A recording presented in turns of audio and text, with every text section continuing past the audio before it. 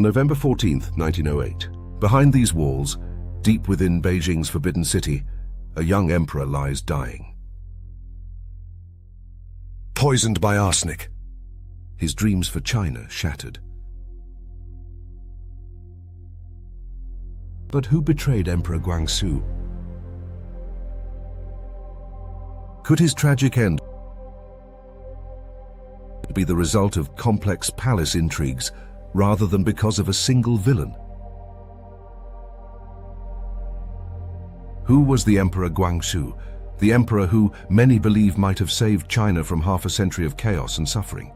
To understand Guangxu's tragedy, we must first grasp the decline of the Qing dynasty. By the mid-1800s, China was losing both its territory and its dignity to imperialist foreign nations. Land was stolen, opium forced upon its people with the Opium Wars, and Chinese pride was crushed by humiliating defeats.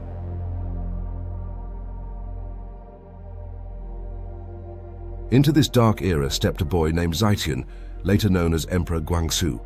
Born in 1871, he was a grandson of the Tao Huang Emperor. He was chosen by his powerful aunt, Empress Dowager Cixi, to rule as emperor at only 4 years old. This was when her son Emperor Tongzhi died at age 18 with no heir. Though Guangxu was emperor in name, true power rested firmly with Empress Cixi, a fiercely intelligent and cautious leader. But Guangxu was no puppet. As he grew from boy to man, he revealed himself as intelligent and curious. He was also passionate about reforming his beloved but declining China. Following the Sino-Japanese War and the ensuing rush to gain concessions in China on the part of imperialist powers, calls for reform sprang up across China. In June 1898, at just 27 years old, Emperor Guangxu made a bold move, launching the 100 Days Reform to modernize China's ancient institutions. Key to these reforms was the influence of Kang Youwei.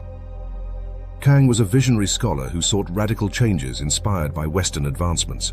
Kang proposed a sweeping wave of reforms in education, industry, the military, and governance. He shared these ideas with Guangxu.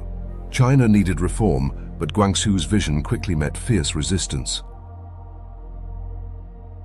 Conservative Confucian officials saw his reforms as dangerous and destabilizing.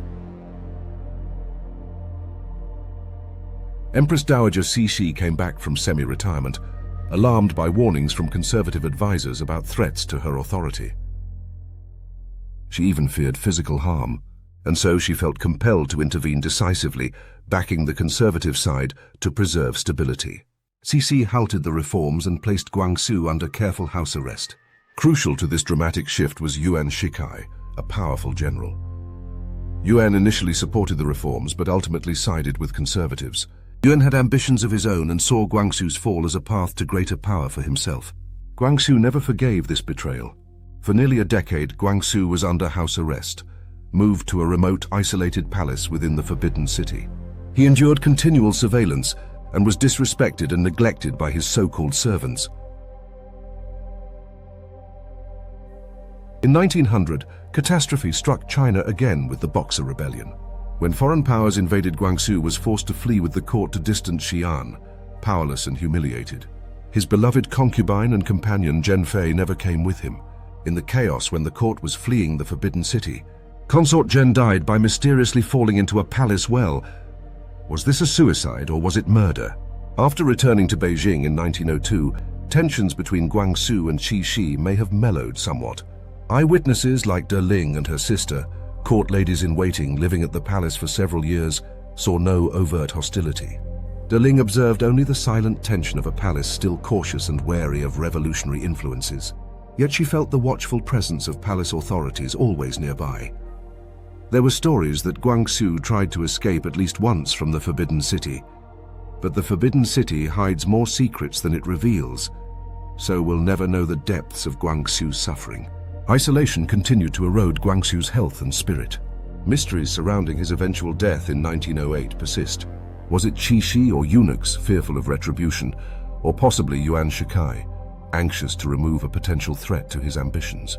The walls of the Forbidden City remain silent, never fully revealing their secrets. Just one day after Guangxu's death, Qi Shi herself died. Guangxu's death symbolized more than personal tragedy. It represented the complexity of palace intrigue, a tangled web of fear, ambition, misunderstanding, and missed opportunities. History remembers Guangxu as a tragic figure, a young emperor whose dreams were lost in complexities and betrayals. He was a bright, shining star that quickly became a falling star. Yet we must also acknowledge the pressures faced by Qi Shi in these difficult times, as well as the ambiguous role played by Yuan Shikai, and even the secret agendas of silent servants within palace walls. Yuan Shikai later became China's first president and even tried to become its emperor. But that is another story for another time. Guangxu's story reminds us that history is shaped not only by villains or heroes, but by the profound human complexities behind each pivotal moment. Thank you for watching.